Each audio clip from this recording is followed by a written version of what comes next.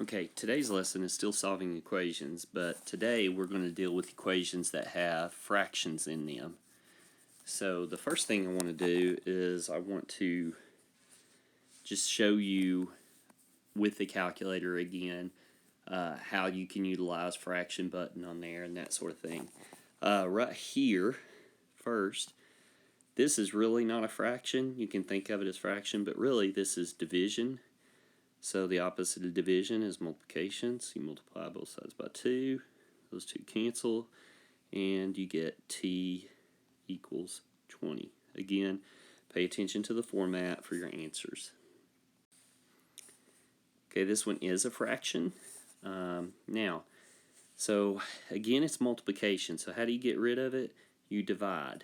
But if you all remember in middle school, when you divide by a fraction, you actually multiply by its reciprocal. Okay, so what's reciprocal? Some people call it refliprical because you're flipping it. So you do that to both sides. Now what happens is negative times negative will give you a positive. So you're going to end up with a positive on the right side. And then you've got these 4's that'll cancel, 5's that'll cancel, and that just gives you your positive a. Now again, whatever you do to one side, you got to do to the other. So I have negative 5/4 times negative 4. Now really this is negative 4 over 1. So again, the 4's cancel. Negative times negative is positive. So you end up with 5. So you've got a equals 5. Now if you're not sure, again, you can utilize the fraction button on the calculator to help you simplify this. Okay, here's another one. First thing I'm going to do, I'm going to switch the sides of the equation. So I've got 1/4 z plus 19 equals 40. Reverse order of operations. So I'm going to subtract 19. So if I do that, I get 1/4 z equals 21. Then to get rid of the 1/4, I multiply by 4. It's really 4 over 1, but 4 over 1 is just 4. So I multiply this side by 4. These 4's cancel. So I get z up. See, I just noticed right here is z. So I don't have to type z equals. All I need to do is 4 times 21, which is 84. Okay, now we have multiple fractions. Okay. So none of us really like fractions, so one of the things I would suggest is look at the denominators and try to find the least common denominator. Okay, I'm going to mark those off again. So what's something 2, 9, and 6 will all go into? Well, they'll all go into 18. So what I'm going to do is I'm going to take this whole equation and I'm just going to multiply it by 18. So 2 goes into 18 9 times. So that's going to leave 9 for the first term. Do the next one. 9 goes into 18 2. 2 times 2 is 4, and that's a negative. So I have negative 4b equals. Then I do the last one. 6 goes into 18 3. 3 times 5 is 15. So I have 15. Now I've eliminated all my fractions.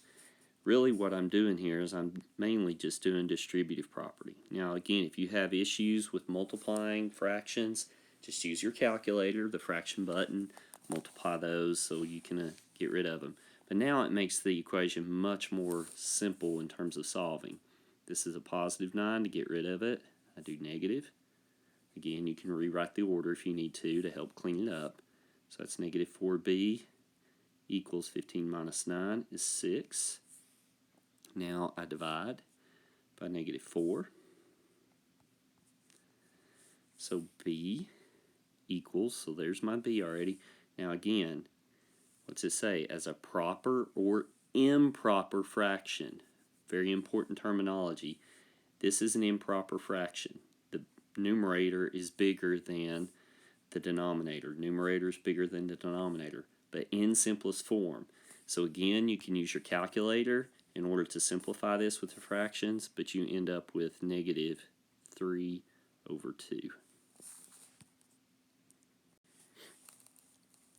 Okay, next, which value of x satisfies the equation? So again, you could plug in. We did an example similar to this, but let's deal with the fractions first. Okay, so one of the things difficult about this is it does have distributive property. So I'm going to do it this way. I'm going to go ahead and distribute the 3 halves. So then that's going to give me 3 halves x. 3 times 3 is 9. 2 times 5 is 10. So plus 9 over 10 equals negative 3 over 5. Now I'm back to the previous problem. Think about my least common denominator, which is 10. So go through. 2 goes into 10, 5. 5 times 3 is 15. So that would be 15x. Next one, these 10s are going to cancel, so that just leaves 9. And then the next one, 5 goes into 10, 2 times negative 3 is negative 6. Now I solve, subtract 9, 15x equals negative 15. So that means x has to be negative 1. Our last problem, okay, we have a fraction on the outside. So you could do distributive, but instead what I'm going to do is I'm just going to get rid of this fraction from the get-go. So I'm going to multiply it again by the reciprocal, 3/4. So these 3's cancel, those 4's cancel. 4 goes into 16. 4 times 3 is 12. So now I'm left with 12 equals 8x plus 3.